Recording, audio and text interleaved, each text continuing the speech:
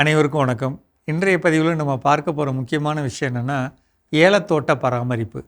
இந்த பருவநிலை மாற்றத்தால் நிறைய மழை கிடைக்காமையும் அல்லது மழை கிடைச்சதுக்கப்புறம் ரொம்ப லேட்டாக மழை கிடச்சி நமக்கு பூ செட் ஆகிறது, அப்படியே பூ செட் ஆனாலும் காய் வராமல் இருக்கிறது அப்படிங்கிற பல தொல்லைகள் நடக்கிற ஒரு நிலை இன்றைக்கி ஏலத்தோட்டங்களில் நடந்துகிட்ருக்கு.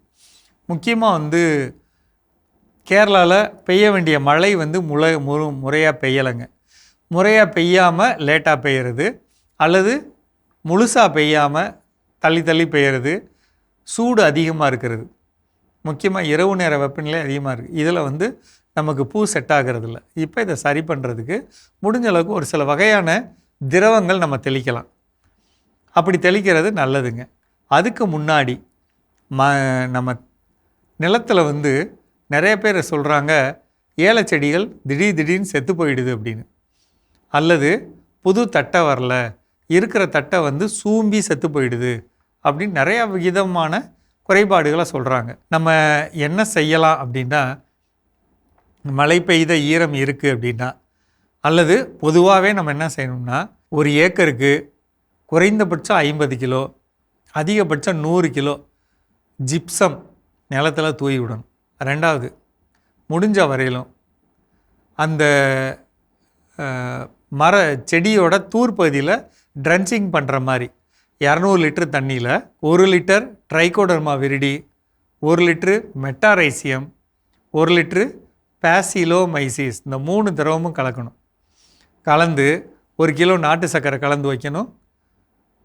2 லிட்ரு மீனமிலம் கலந்து வச்சுக்கலாம். இந்த அமைப்பை ஒரு செடிக்கு 1 லிட்ரு எடுத்து செடியை சுற்றி ஊற்றி விட்றணும். செடிக்கு 1 லிட்ரு அல்லது செடிக்கு 2 லிட்ரு. இப்படி செய்கிறப்ப வேரில் இருக்கக்கூடிய அழுகல் கிருமி சரியாகும், வேரில் இருக்கக்கூடிய பூச்சிகள் சரியாகும். ஒரு தடவையாவது இந்த 3 கொடுங்க. செலவை பார்க்காதீங்க. செடி போயிடும். செடி போனால் எவ்வளோ சிரமம்னு உங்களுக்கு தெரியும். திருப்பி ஒரு செடியை வளர்த்து கொண்டு வரணும். 2 வருஷம் கழித்து தான் எல்லாம். அப்படிங்கிறப்ப செடி சாகாமல் இருக்க இந்த பொருள்களை கொடுக்கணும். ஒன்று உங்களுக்கு தேனியில் கிடைக்கும், பெரியகுளம், திண்டுக்கல் இந்த பகுதியில் கிடைக்கும். அப்படி இல்லைன்னா மலையிலேயே உங்களுக்கு கேவிகேயோட சென்டர் இருக்குது.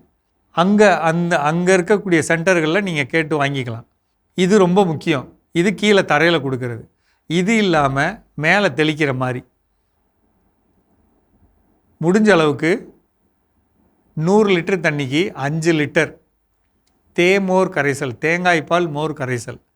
அதாவது 5 லிட்டர் தண்ணியில் இப்படி வச்சுக்கோங்க, 4 லிட்ரு மோர், 2 லிட்ரு பால் வாங்கி தயிராக்கி அதை 4 லிட்ரு மோராக தயார் பண்ணிவிட்டு மூடி போட்டு டைட்டாக வைக்கணுங்க. 4 நாளைக்கு.